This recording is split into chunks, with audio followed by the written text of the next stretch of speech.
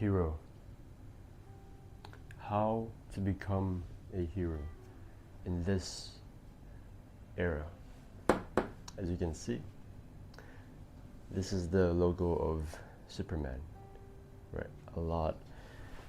Literally everyone in this world wants to become a hero.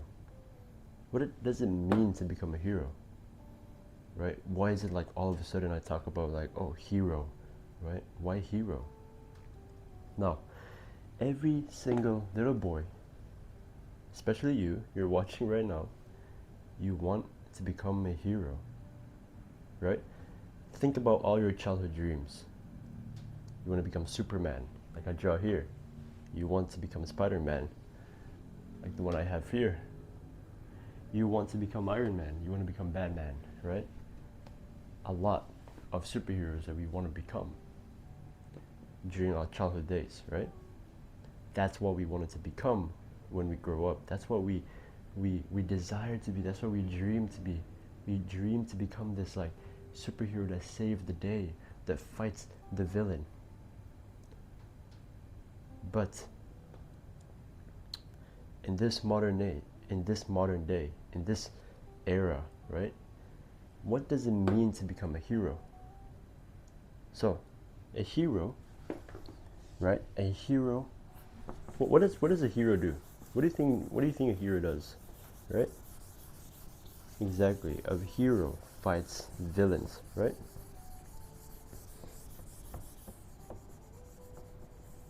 Now, just comment down below like what type of hero do you like? Because my favorite is obviously Spider-Man. That's really the best one yet. Spider-Man is very relatable, right? If you don't already know, like I literally have a lot of the figures there. I have like a lot of the Spider-Man toy figures, and I also have a lot of Iron Man, Batman, and stuff. Like I have it like on display, and it's really cool, right? Maybe I'm gonna put a picture right now, like down here. I'm gonna put a picture in the screen to show you like the display that I have, the figures that I have.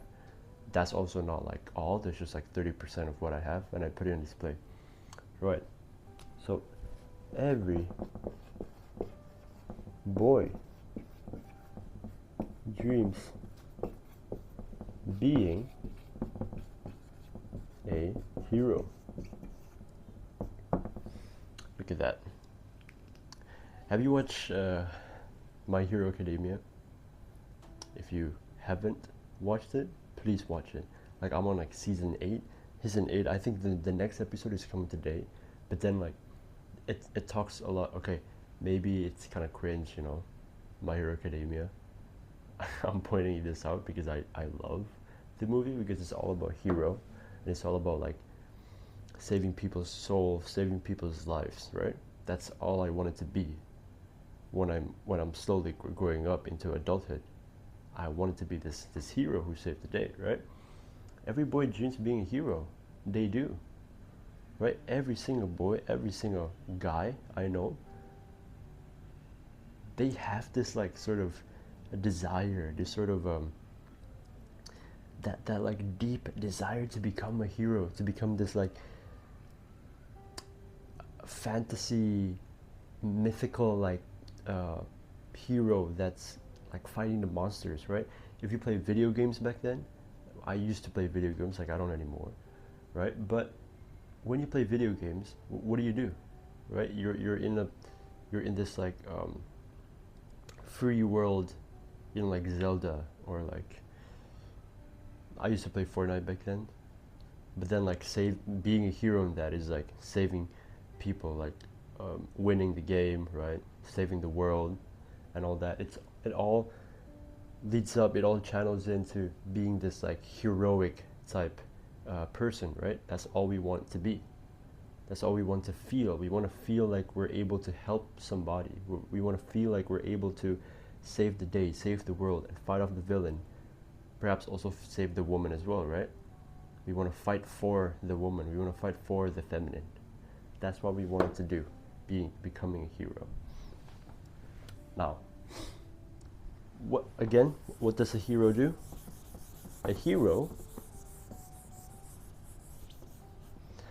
A hero fights villains. A hero fights villains. Right? A hero fights villains. Villains. Joker, Thanos, the villains, right? If there's no villain, then there's no hero, right? And if there's no hero, it doesn't mean that there's no villain, right? A villain is this being that wants to cause harm to the society, to people's lives. That's the villain. That's the enemy. And what I want to say here is that we can link this, or we can connect this, or we can embrace this sort of heroic and villain, this comical, idea, or this comical concept, this mythical concept into real life. And what does that mean? That means we can actually become a hero. Think about it, right? I mean, of course, you're not gonna fly, you're not gonna have super strength, and you're not gonna carry a truck to save someone's day because you're not that strong, right? You don't have that supernatural powers, right? You don't have the super strength to you're not bitten by a spider, right? Just be for real right now. But just wait for what I'm gonna say in this video. Basically, what I mean by this is the villain that we are fighting is already here. Imagine the villain that you're fighting is already here. What does that mean? That means you are basically a hero, but you're not conscious of it yet. And you're not conscious that you can upgrade from that level 1 beginner of a hero to an actual like advanced level of a hero. You're not conscious of yourself that you're a hero yet. But I'm gonna make you conscious of yourself right now. Now, villains. Who is this villain, right? I'm going to introduce you to spiritual warfare. If you heard this already, what is spiritual warfare, right? Spiritual warfare is war, right? From the word war, we're in constant conflict, or we're in constant battle with the spiritual being. And what is that spiritual being? It is the devil, right? The devil is our spiritual being. Satan, devil, that's our villain. Think about it. We've been fighting for all these years to fight off the devil. So it's not the people that we're fighting, because we want to save the people, but what we're fighting is actually the devil. Why? Because Adam and Eve, it all links back to our ancestor, right? To our ancestor, to the original father and mother. Who is it? Adam and Eve. Or we say Adam and Hawa, right? Or Adam and Eve. Adam and Eve. If you already know the story behind that, then feel free to skip this. But Adam and Eve, what happened, right? The forbidden fruit, if you already know that. So Adam and Eve is born. God put Adam and Eve in paradise, and then there's like a lot of complications there, and so on and so forth, and it all leads back to where Adam and Eve is told not to eat the forbidden fruit, right? But then suddenly, because of devil's command, because of the whispers and the commands and the bad intentions of the devil, then Adam and Eve actually failed to, well, initially it was Adam, initially it was both of them basically, right? They failed to not eat the forbidden fruit.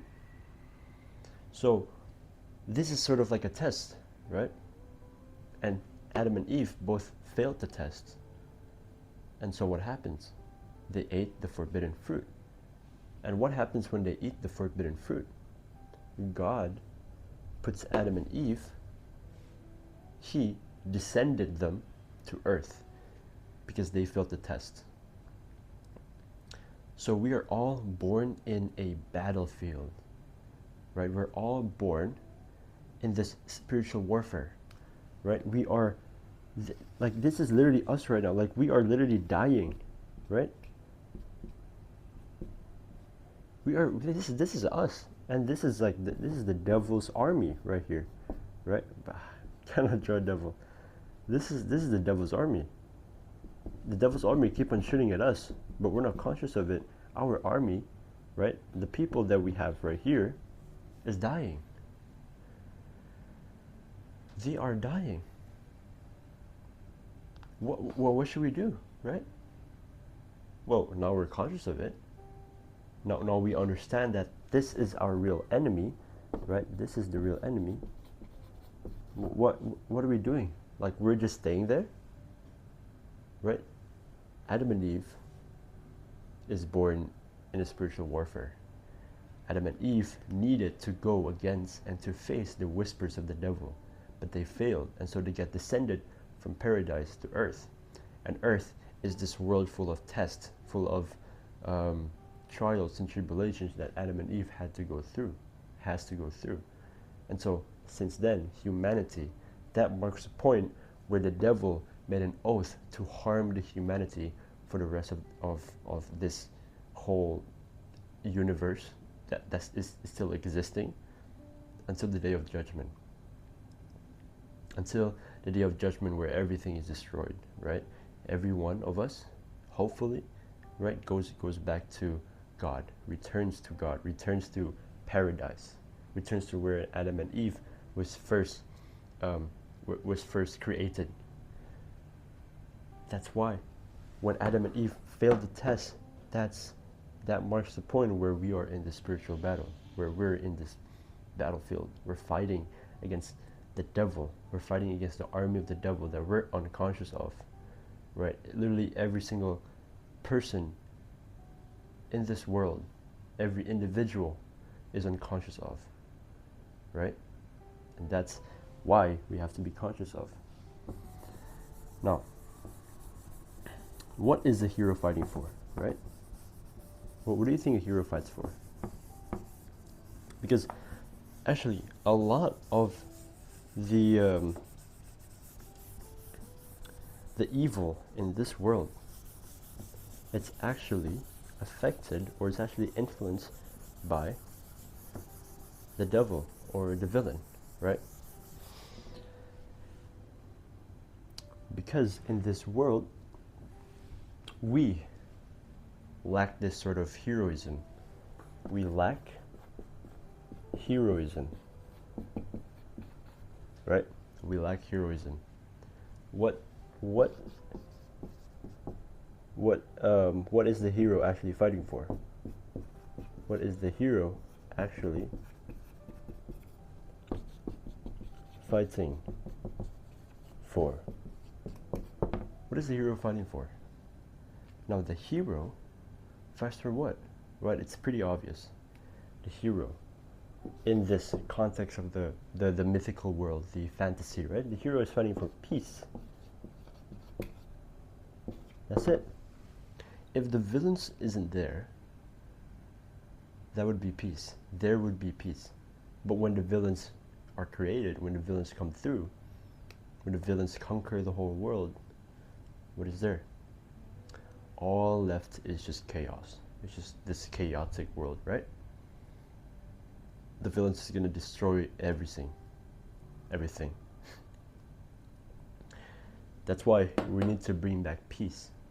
Now, if you think of this whole world through history, if we think of all the evil that is made in this world, until today, until the present moment, until where you are at right now, where do you think that evilness from people, that bad intentions, let's say people are, civil war, and in a country where the people within a country fight against each other, slavery, you have that bad intention to use someone to manipulate someone. Think of Hitler. Why do you think Hitler did the thing he did? Why? It all comes back. Also criminal, right? Robbery. Think of all the criminal act. Think of all the bad intention. Think of all the effect of bad intention, the effect of evil in this world, in a lot of different forms. Think about all of that first. Where do you think is the source of that? Where do you think that comes from? It doesn't come from themselves, really. It all comes back to, again, the devil. The devil is very, very, very dangerous, right? Well, I don't want to draw a devil like this, but that's like the emoji that I can draw, you know what I mean? The devil is the cause, the source of all this. If you think about it, why is the devil the cause of all this? Okay, yes, perhaps it's from people, right? Okay, people just have bad intentions, maybe blah blah blah blah blah blah. Maybe you're right, but you lack this like knowledge of what was the core problem, right? The core source of evilness. It's not only from people. What causes the people to have bad intention is the devil. If you think about it, let's say robbery. Why does he do robbery? Why does one robs people's house? Why does one kills people? Why does one murders? Why do you think that? The most obvious answer is his own background. Right? That's the most obvious answer, the background. And if you're actually smart, background, what does that mean? His whole background, their backgrounds are wounded. Their backgrounds are filled with trauma, filled with all this problem that the person is not actually supposed to have. He actually does not want to rob people's house. He actually does not want to. One does not want to murder people. One does not want to kill or want to shoot people. But it all leads back to the background of that person. If the background of the person is filled with trauma, filled with unresolved trauma, filled with a dysfunctional family, then what will happen is that atmosphere or that trauma will affect how the person, how one will behave and how one will act in the present world when he grows up to be an adult. And all it's back again. So, right, background, and then it goes to the actual person, right? That background, it dictates how a person behaves and acts. And where is this background from? It's from generational pattern. Whatever the parent of the person, let's say the murderer, right? I'm gonna draw a knife here. It's not a knife. Whoever the parents of the murder was like,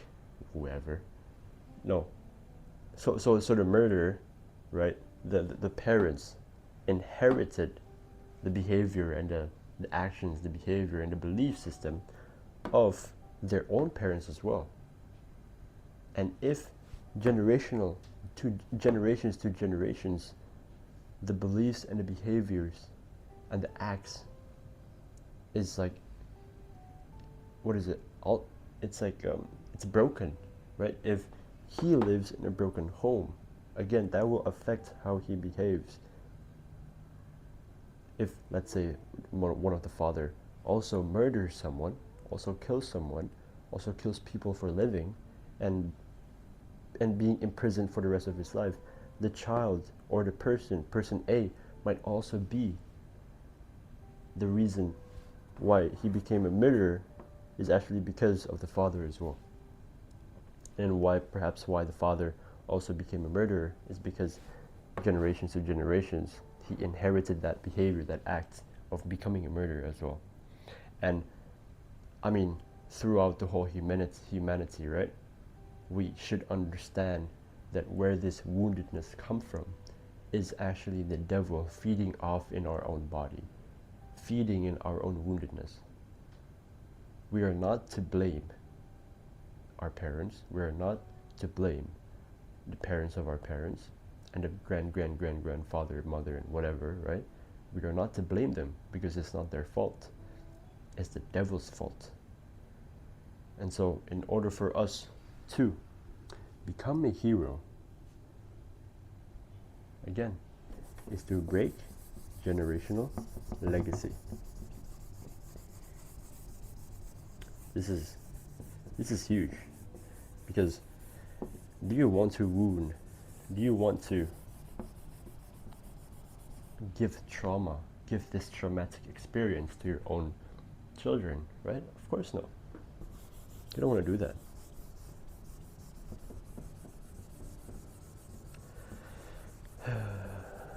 Beautiful girl,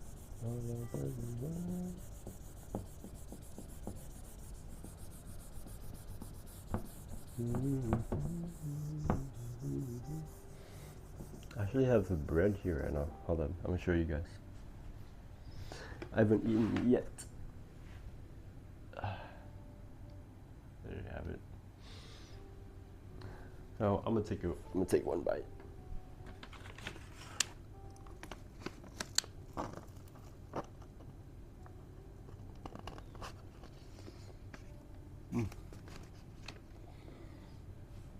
Good.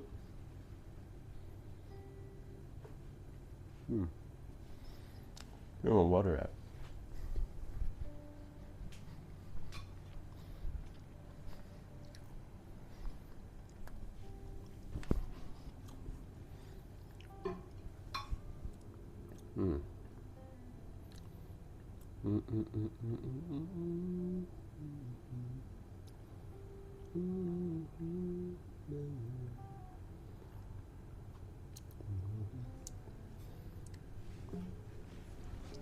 What am I doing first?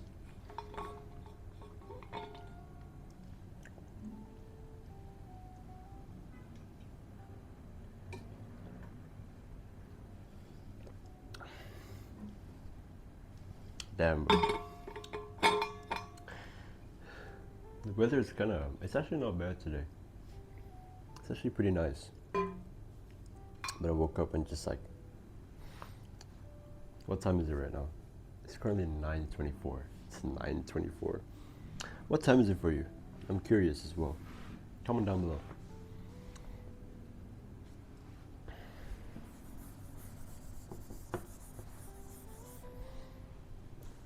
Alright, so now that we know what is the hero fighting for, so what do you have to fight for now? Can you answer that for yourself? What do you have to fight for? Now, the best answer that I can make is you have to fight for people's heart.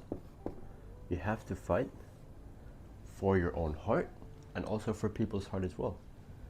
Just imagine, right? If you're not fighting for each other's heart, then the villain will keep on feeding off that wounded little boy's heart. But if you actually fight for the heart, then there might be a chance for you to break generational curses.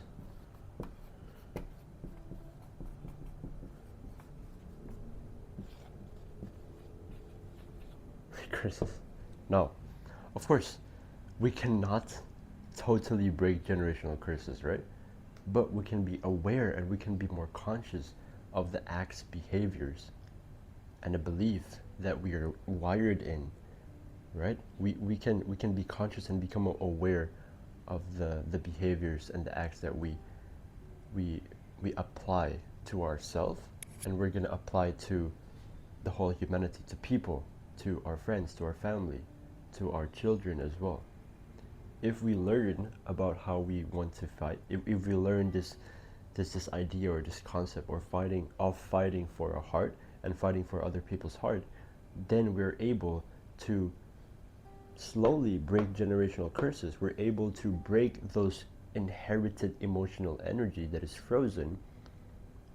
We're able to break that inherited beliefs, acts, and behaviors that we're unconscious of. We can bring it to the conscious level, so we can bring it to our awareness, and we can actually stop that generational curses. Because when we stop generational curses, what will happen is that we will receive peace, right? And if we receive peace, what will happen? The world will reduce in its increasing evilness. The world will, robbery, murderers will actually decrease, because from this point of age, if we actually become conscious, if everyone is conscious of their own being, if they know that they are not their true self, if they know that they are running and they're operating on their false self, then we will reduce dramatically, we will reduce significantly evilness in this world. Because all of this is just a test for us from God. We are just being tested on whether or not we can survive and we can fight off against the devil. But if we're not conscious that even religion has its own like complications with the devil and all that, if we don't realize that all of our acts, all of our beliefs, and all of our behaviors are driven by the devil, right? Like from the source of being inherited, just from the source of inheriting this like woundedness that dictates of how we live in our life, then we will always fail the test. And imagine if we keep on failing the test, if we don't get back up from that, if we're not resilient on trying to overcome the problems of the world, trying to overcome the problems in ourselves, if we cannot be aware of that, imagine what will happen to each and every one of us. Each and every one of us is wounded right now. We are wounded. Even though, even though you think your childhood was okay, it's not. Because trauma can come to this two little concept of trauma, right? It can be two types of trauma. Sorry, it can be one. It can be subtle, and the other one is actually the real, like, high voltage trauma. And what's the difference of it, right? If it's subtle, it's something that is experienced by us slowly and also little by little. So it's like something that is more repetitive, right? Perhaps perhaps the yells. If it's the little over reoccurring yells of the parent, and you experience that in your childhood, that is something that is more too subtle, because it's something that is more repetitive, right? But if it's like high voltage, if you think about high voltage is, you know, it's a huge, literally it says from the word high voltage, is something that is less reoccurring, but something that is huge and just happens once or twice, but it's very, very traumatic. So you still remember that experience until now, and that emotional energy that is repressed during that time of that traumatic experience, it was stuck because your body is trying to defend yourself from pain, from feeling pain. So what your body gonna do now is actually keep that emotional energy frozen in our nervous system, in throughout our body, in our soul, in our heart, and becoming the hero, meaning that we have to release this emotional energy and integrate whatever emotional energy that is stuck within us into where we are today now. So it's not going to dictate how we live our life, because if we're still operating on that traumatic experience, we will filter every single event that we are at through that traumatic experience.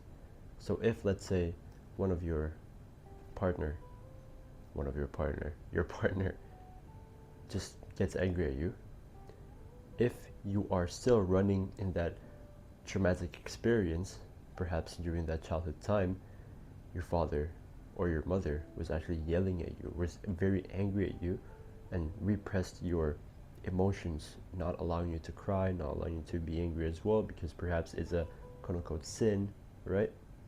You will experience that as well, and you will feel like the partner that is currently angry at you is actually your parent. So from that, the feedback or the response that you will give is going to be a response from the child, or response from that immature behavior. And so when that happens, what will happen? If there's if there's a child and a child fighting against each other, conflict never ends, right? There needs to be an adult that is overwatching the kids. There needs to be an adult that takes care of the kids. But if there's no adult that takes care of the kids, then what will happen? The kids will just have conflict, just fight, overreact, and everything will be destroyed. It will be just chaotic. That's what all of us are running from. We're operating from this childlike manner, childlike behavior, right? Especially the people that does the evilness in this world. They're running from a child's operating system. And if we're conscious of that, we will slowly end this evilness in this world by breaking generational legacy, by breaking the inherited emotional energy that was repressed and now we suppressed. All right. Now that you understand that, if a hero wants to fight off the devil, the demons, right? What does the hero need to have? The hero, I mean, just think about it, right? Zelda. What does Zelda use, right? First, Zelda uses a shield, right? Zelda uses shield, but Zelda also uses a sword. I'm gonna draw a sword here. Whoa, there you go. That's a cool looking sword, I'm gonna be honest.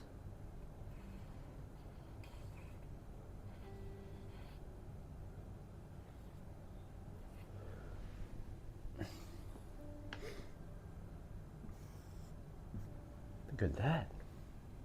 Right, a shield. Maybe we draw like some kind of this, maybe like a, yeah, right? That's a shield, right? And let's say an armor.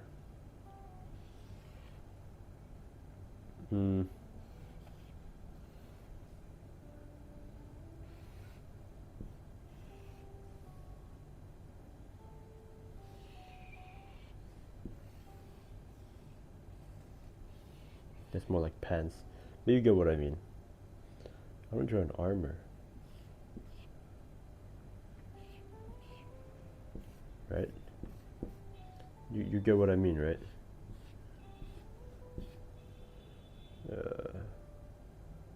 Yeah. Yeah, armor. This is 1, 2, 3. So, before a hero fights, what does a hero have to prepare? What do you think a hero does when he's fighting? First, he needs to prepare a shield, right? A shield to protect himself. If you're fighting off a dragon, armor is also protecting. Let's say protecting, this is like the initial protect, right? Because when you're getting an attack, you're protecting from your shield first, right? You're doing this first, right? This is the movement that, if you play video games in all the characters' movements, their movement is like this first. In order to defend, in order to back off for a bit, they protect with their shield, right? And what do they do with the sword? They swing the sword, or they fight with the sword. I mean, they can also fight with the shield as well, but in most cases they fight with the sword, right? They swing the sword, they pierce through the dragon's meat, the dragon's flesh, to kill the dragon, to kill the devil, to kill the demons, right? Demon Slayer. If you haven't already watched Demon Slayer, please watch it. And we have the armor, chainmail armor, right? If you play Minecraft, let's say it's chainmail because that's like the closest to, or maybe diamond armor, right? Diamond armor is, it's amazing. It's awesome. We have the shield. We have the sword, and we have the armor. This is to protect our body, to protect our like entire body. So our body will be durable if we're getting hit, right? But this is to protect like the attacks. This is protecting the attacks. But this is protecting more of the, what do we call it? Sorry, this is protecting more of like our entire body. It's protecting our body from the exposure of the impact that we're going to get from the attacks, right? So we're more durable, right? The durability level is high.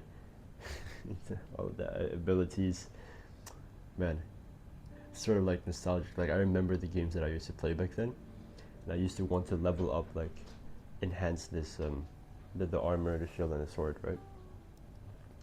And in order for us to actually go about this whole concept, right, is hold on, Scar, can you please close the door?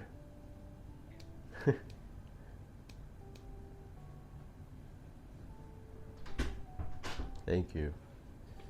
All right, that's my sister.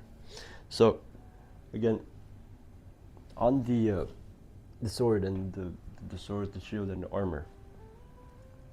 If you think about the shield, like shield, the purpose of the shield is to protect the attacks, right? To protect the attacks coming from the devil, coming from the demon.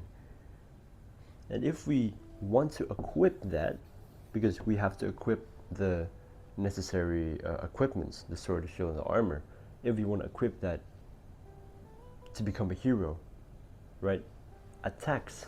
What is attacks? Attacks is something that just drives to us like straight away, right? That's just attack. Attack can be sudden, can also not be sudden. It can be spontaneous, or it can also not be spontaneous, right? But we always want to prepare for the attacks that is also spontaneous as well, because if we're conscious of the attacks that is not spontaneous, then we can prepare for it like better, right? But in this case, we want to prepare the attacks from the demon that is more spontaneous or more like sudden. And how do you want to protect ourselves from that attacks? Is by remembrance of higher power.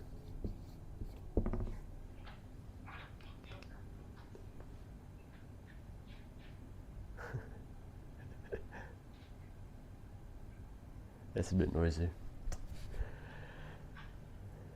You want the remembrance of higher power, and I talk a lot of this about this like higher power thing. What does this mean to have higher power, right? To have higher power, to have the remembrance of higher power, it means to have remembrance of God.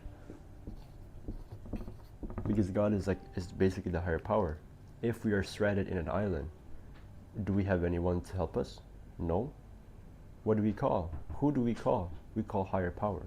Whatever religion you are in, God is still God. God is good.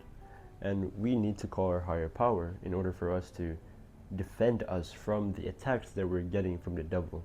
Let's say if we have bad intentions or temptations that we have to overcome in that split second of our life, right? That split second of the moment where perhaps we're tempted to steal something from the store because we don't have any money, right? It's just a very brief example.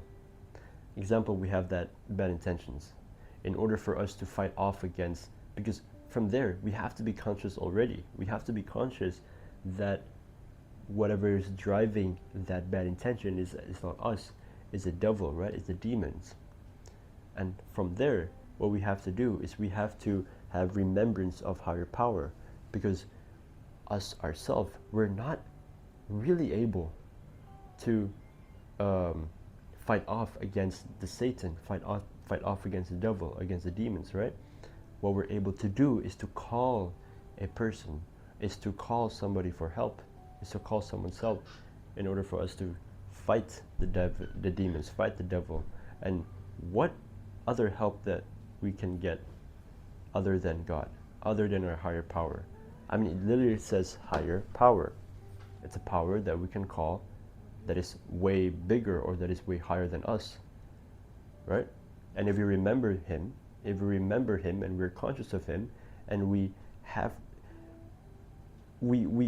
call him, we feel him through our energy, we call his energy and transfer it to our energy, this spiritual energy, we're able to fight off against the devil. We're able to fight off against the demons, right? And it also doesn't only apply to things like stealing in the supermarket or stealing in the grocery store, right? It also applies to traumatic experience. Imagine when you're a father, or when you're a mother, right? When you're a parent, let's say, and you're trying to teach, or you're trying to discipline your child in a good way. But then you remember to yourself that you still have that woundedness within yourself. You are still operating in this wounded emotional energy, in this repressed or suppressed emotional energy, right?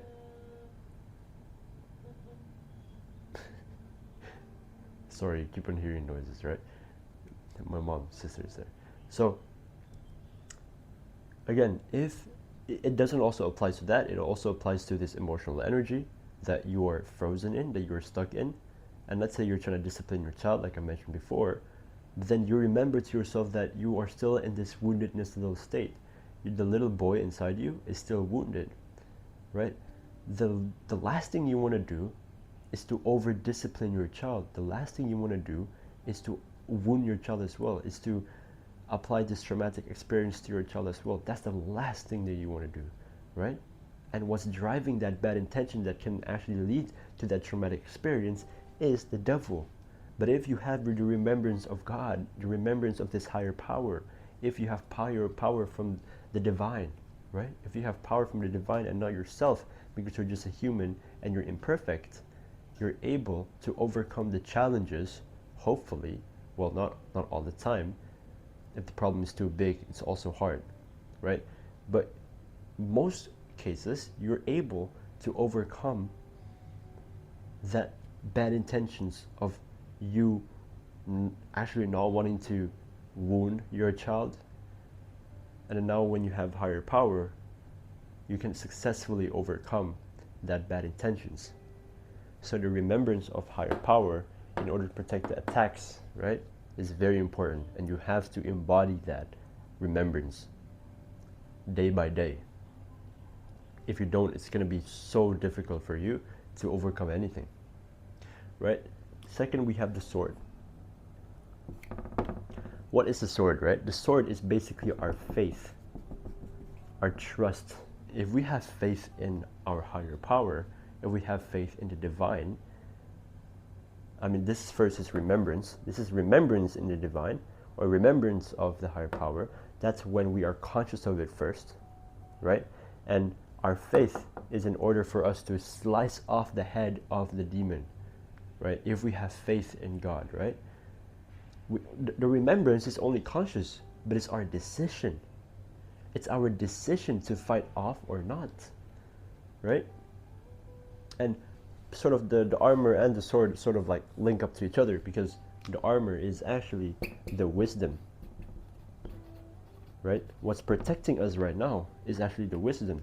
If we don't have any knowledge about this whole divine, if we don't have any knowledge about who are we actually being attacked by, if we don't have a knowledge of where this protection is coming from, where should we be protected by, we're not able to apply or to implement the remembrance of the higher power, or we're not able to slice off the demon's neck by having faith.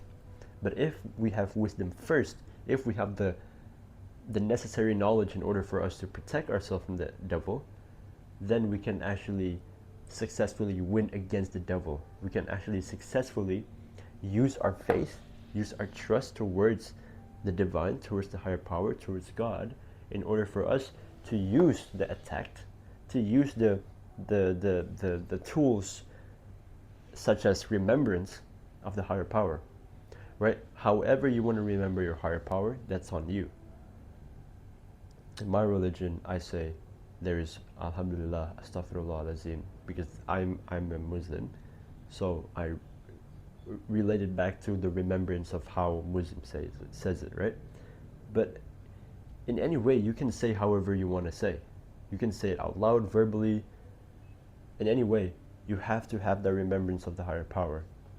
Unless you already know the wisdom, then you can remember, and then you can have faith on the higher power. And if you, this is not like a separate thing, right? This is all in like one package. If you miss one package, then it will not work. Nothing will work. Evilness will just keep on coming. You will just wound your children. You will just lash out, and you will just yell and overreact, and being addicted to whatever you are doing constantly for the rest of your life. But if you are embodying this whole package, not leaving one packet, not leaving one equipment or one weapon, just leaving behind in the kingdom, in the castle, you're able to fight off the enemy. Imagine a warrior, right, back then, in the medieval times, without an armor. But yeah, the person has a shield and a sword. What will happen?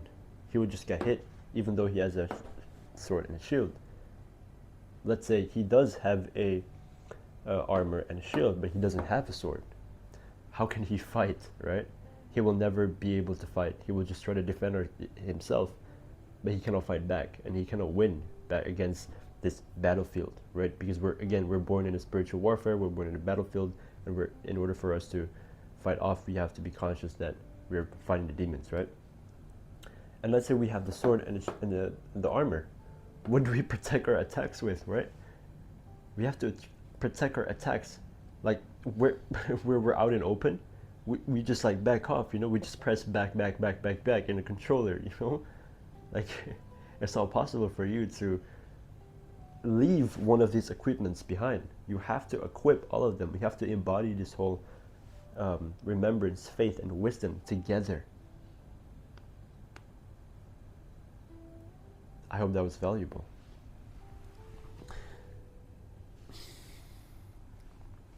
All right. Next. Every hero has a journey, right? Every hero has a journey. And after he carries the shield, what we call it? After he carries the shield, after he carries the sword, the armor, he's ready to fight. But we can't just go there first. We have to actually be conscious and realize where we're at in this hero's journey, right? We have to know where we're at in this hero's journey. Now, the hero's journey, I'm just gonna summarize it to 3 little stages of the hero's journey.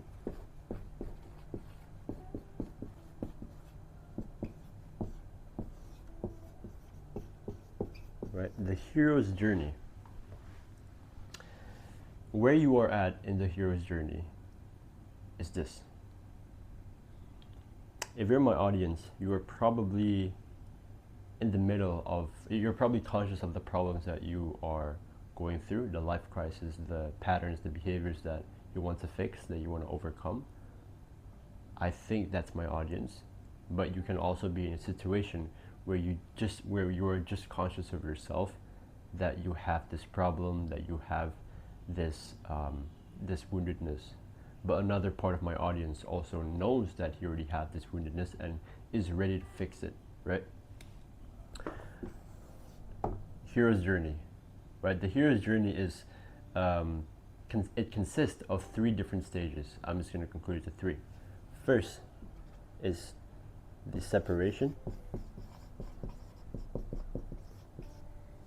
The second is actually the battle. Let's just say the battle, so it's more like easier. You know, there's like other like mythical words that are more complicated.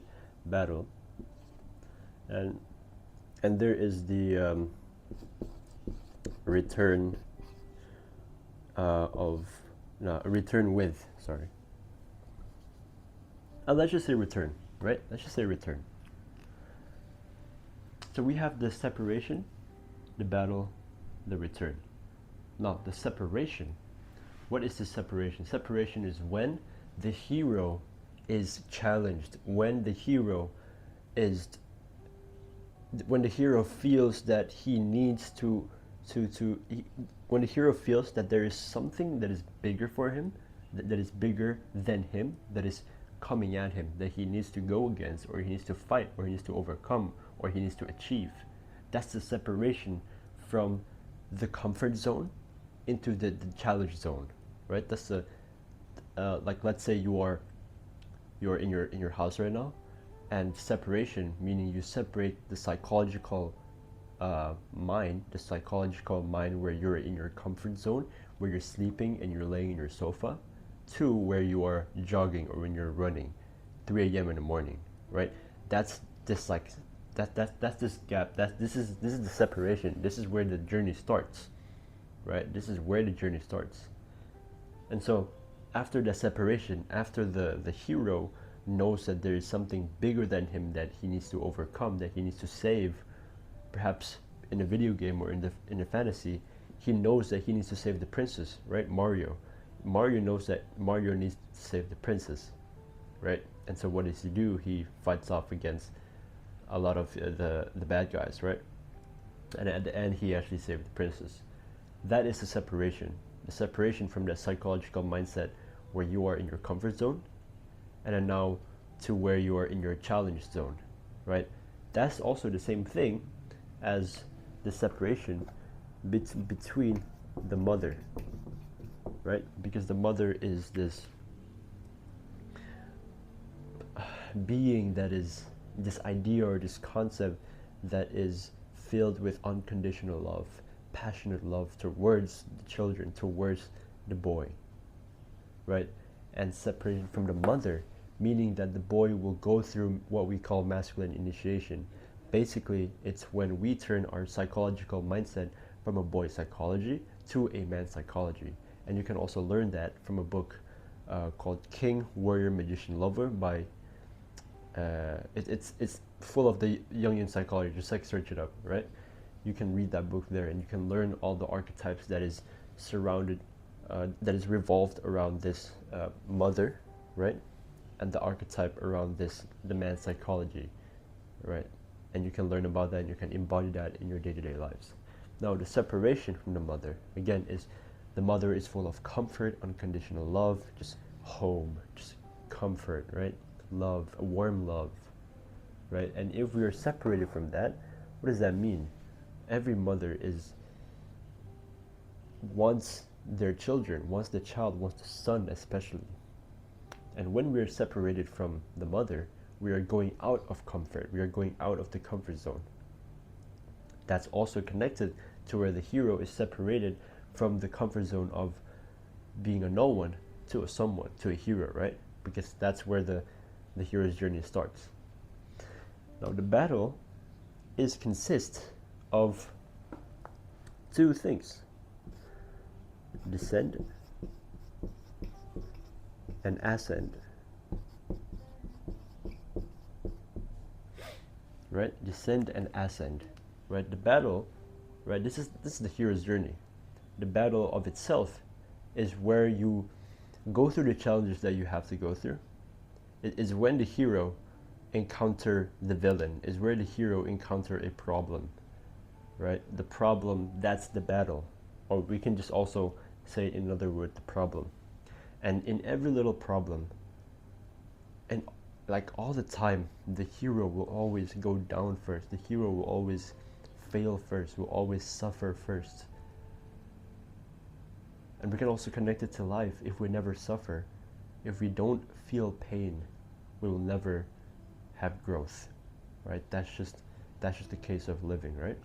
Same thing like having a battle, same thing like the hero's journey, same thing like us. If we never descend first, now descent is basically going down, right? Descent is basically going down, and ascent is going up, right? If we never descend first and we always ascend, right, we will never feel that the pain, and we will never get the gold from that, right? If we're mining something, if you're playing Minecraft and you want to get diamonds, what do? You have to go down first. You have to mine, right? You have to mine diamonds. Mine diamonds. You have to mine diamonds first, right? You have to go down. You have to find a mine shaft, right? Go down first, find some diamonds, and when you're good, when you get a whole lot of diamonds, you go up. You go ascend back up, and you give it to other people, right? That's where you fight, and that's where you're saving the world. That this is where you descend, and is actually where you're battling against the devil, battling against the evilness, battling against this deeper part of you, right? And then you ascend. Ascend is where you actually successfully fight off that demon, fight off the devil, or fight off whatever problem that you are fighting in that moment. But whatever challenge that the hero is trying to get through, whether fighting the dragons or whether fighting the witch, whatever, right? If you think of this fantasy analogy, descent is where he's losing to the battle, he's failing, he's literally bleeding, right? But ascent is where he goes back up, because a hero never gives up, and a hero will always return with the elixir, and that's where the return comes from. After the hero descend and an ascend again, after hero goes down, fail, suffer, and ascend, wins successfully, he returns to the kingdom with gems. That doesn't look like gems at all. But what does he do? Perhaps he obtained the potion that he got from the wicked witch, right? Maybe. And that potion is like the potion that can save millions, right? Whatever that is, the hero returned with the elixir. The hero returns with a gift, right? With a gift. I love the word gift so much, because every single child in this world, every single boy, every single girl as well, we're all not in a disadvantage if we are wounded at all, because when we are wounded, we actually have that gift, and the gift is what we have to embrace in our day-to-day lives, right? When he goes back up to ascend, that's when he returned, right? The returning is the hero is basically returning with the gift, returning with the items and the potions, the items, I don't know, the diamonds, the gems, right? The crystals, the good stuff, the chest that he's going to bring to the kingdom, that he's going to bring back to his community, to his castle, to his family. That's the same thing as the gift.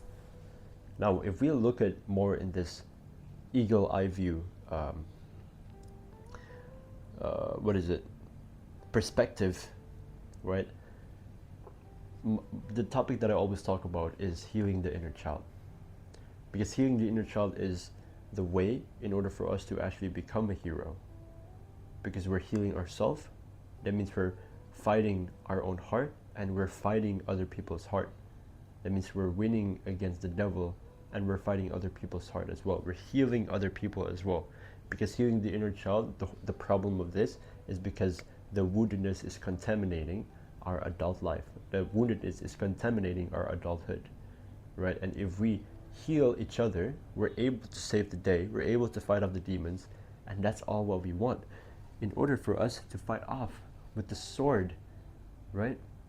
In order for us to fight off the devils and the demons with the sword and the shield and the armor, we have to be conscious what we're fighting for. We're fighting for people's heart by healing each other's inner child, because that's the most important. That's the source. If we don't heal our inner child, evil would just come through in our day-to-day lives forever. Now, if we're looking at this in a more real life and in a less mythical or fantasy way, it looks like this. Healing is, it all goes through different stages, right? In order for us to heal, we have to go to the depth of our heart. We have to connect with the deeper parts of us. We have to connect with the deep parts of us, right? What does that mean? So if we take a look here, from this thing, from each of the stages, we can understand that separation, again, it's being away from comfort, is going from comfort to a more challenging zone, right? To a more like dangerous zone, right? That's when we are realized, that's when our purpose, that's when we are called to, right? This is what, where can I write? I'm gonna just erase this first. The separation stage is where we are called to start healing, right? Separation stage is called to heal. Now, this call can be in a lot of forms, right? It can be in a formation of me actually telling you this, me telling you to heal, right? Me telling you to heal, that means you're conscious that you have to heal. That's the call to heal. Or maybe I can just say not called, but call. The call to heal, right? This is perhaps the call to heal. And the battle stage, the descent and ascent, is basically when you're actually healing, right? Perhaps for a lot of you, this is where you're at, right? This is you. This is you. You are called to heal, but you haven't really healed yet. But you know all about this, like grief work and whatever, right? Perhaps this is you, and this is you. This is okay as well. Now, the battle is basically the healing process. It's when you heal your inner child in order for you to not be stuck in this emotional woundedness energy. This is your healing process, right? Your healing process is the process that you are going down, which is called your descending, right? Again, I'm gonna write it again, descending. And then you're going up, you're ascending. Because of course, we don't want to heal forever, right? A healing process doesn't mean we have to heal for the rest of our life. A healing something, healing especially our inner child, doing grief work, it's just a seasonal thing. It's just a phase. Because if we're always descending, if we're always down, we will never live life fulfillingly, in a fulfilling way, right? There's another ambulance. I hope it's okay. My last video, there was also ambulance as well. Every time I make a video, there's always an ambulance. I'm not sure why. Let's just wait until it passes through. I hope that guy is okay. Anyways, so our healing process is, we're not supposed to heal our whole life. We're not supposed to heal 365 days, right? We're supposed to heal it's only like a seasonal thing. It's slow, it's in a slow manner, but it's a seasonal thing. It doesn't take forever because we don't want to be stuck at a low level all the time. We want to live life, we want to ascend, we want to grow, right? So that's where the ascending comes. After we go out of the healing process, which is seasonal, we want to return with the gift, or we want to return / wonder child. Because before then, the state where we are in, when we are in this call to heal, when we're in this, when we are in this separation, we are still a broken child. We're still a wounded child. But when we are done with the healing process, we have a gift. We have a wonder child. And that's where the wonder child emerge. This emergence of the wonder child. And what is this wonder child, right? It's the purpose that you receive from going down into the depth of your heart. Because, well, for me, this is what I receive. I receive the gift that I want to give to the world, is actually helping people to heal their inner child as well. And from there, when you ascend from the healing process, when you emerge back, when you now show your gift and your wonder child that you receive from going down to the depth of your heart, you're able to find your purpose. You're able to find that creative purpose that you've been looking for, that you've been lacking. Because a lot of men these days, perhaps you as well, are lacking that purposeful that purposeful work or purposeful career, or not even work and career. It can also be not a work and career. It can also be just like, you love charity. Perhaps you love to take care of animals. You don't have to turn that into a business or like career wise or whatever, but you have that wonder child within you, because having a purpose is the most important thing that we have in our life, because it all leads back to serving the higher power, serving God, so God can help us as well. In order for us to be served, to serve God, we have to also have a purpose, and that purpose comes from the gift and the wonder child that our state will become to after we go ascend, after we go down and up from the healing process. That's what we return with the elixir. That's the gems that we're returning to. The gift is the point for us to help our families, our friends, the whole community. That's the gift that we are actually supposed to go through, right? Now, I also want to give this analogy about the descending and ascending. Let's say you have a sword right here, right? You have a sword, and that sword this is basically, let's say this is your heart, or this is your whole body, right? Your everything, your soul, your spiritual life, right? If you keep on ascending, right? If you keep on ascending, that sword will just have cracks, right? That sword will not be durable, because you're just gonna keep on fighting with the sword, right? Maybe take a look at it this way. Let's say there's water and there's fire. If you keep on putting your sword in fire, which means you're actually using your sword to fight off against the devil, to grow, to expand your life into a more fulfilling way. If you keep on having that fiery heart, which your heart is your faith is the sword, then over time it will be broken, because the sword will be constantly on fire. But if you never temper the sword, if you're never, if it's always extinguishing fire, right? It will never get to the point where the sword, it will get to a point where the sword is unusable. So what you have to do is you have to temper the sword. And tempering the sword is equivalent to putting the sword back into water, right? Because obsidian, when you have lava and you put water, make that sound, that's tempering, right? Same thing like sword. If you temper a sword, if your sword is on fire and you put it in water, what will it do, right? You already know what will it do, right? Basically, it stops the fire from actually firing up again, from actually, what is it? From actually, what's the word? From being fired up, right? That's the word I can say. Because if you think about it, it's the same thing as your heart.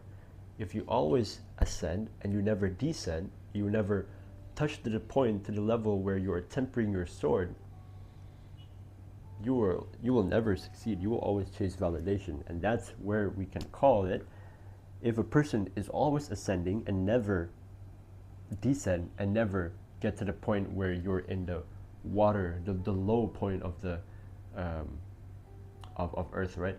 There's this like mythical idea of that when we ascend, we are reaching the skies, or reaching the sky, the fire, because fire, oxygen, sky. But descent, going down is water. Water is down, the depth of water. Same thing as the depth of our heart.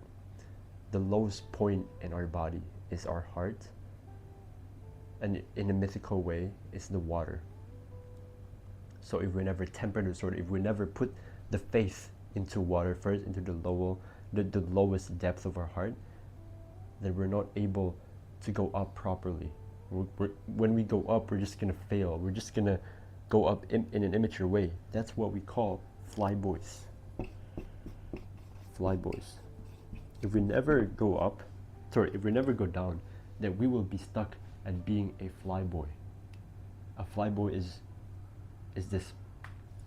the person that keeps on ascending, right? Keeps on ascending, keeps on doing this, doing that, yada yada yada, and always chasing validation, always growing, always improving himself, without first going to the depth of his own heart. Now I'm running out of time, but all I can say is, once you understand this, now you understand that you have to go through your healing process, and your healing process is equivalent to doing your original work or original pain work, because you are stuck in this survival mechanism where your body have to secrete these ego defenses that is keeping you from the pain that you are experiencing in the present moment. Like, let's say your partner is lashing out at you, but then you remember that person lashing out at you is actually the parent that you experienced back then, when your parent also yells at you or screams at you, and you're stuck in that emotional traumatic experience energy that you haven't yet released, because you are operating from the inner child, not from the present moment where your partner is just lashing out at you and you couldn't understand what the partner means, right? So it's all linked up to original pain work. Now you can watch my other video on original pain work, but just briefly, original pain work is basically the point where we debrief the story. This is just very practical. Original pain work is basically the start of our healing process. First, you have to debrief, which means you want to write the story of the past. What happened back then?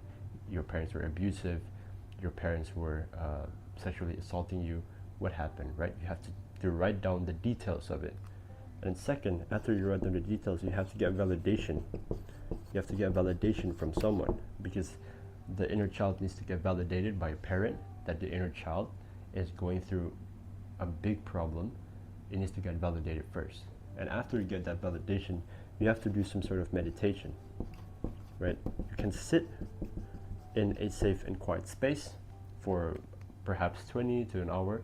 It depends on how you go about this, right? But this whole meditation is basically trying to integrate that inner child and trying to release the emotional energy. You want to release the anger, basically, on like what you felt after from the debrief thing that you did, from the story that you did. Perhaps you are repressing your anger energy, you're repressing your sadness energy, and your meditation is in order for you to express that anger, to express the sadness, to express crying and other emotional energy that is frozen, right? That's your healing process. And once you do that, the wonder child or the gift can actually now emerge, and you can actually now go out of the healing process, go ascend, and actually save the world. Now remember, being a hero is the dream. You have to swing your sword, put on the armor, and protect from the attacks with the shield. I hope that was valuable, and I'll see you in the next one.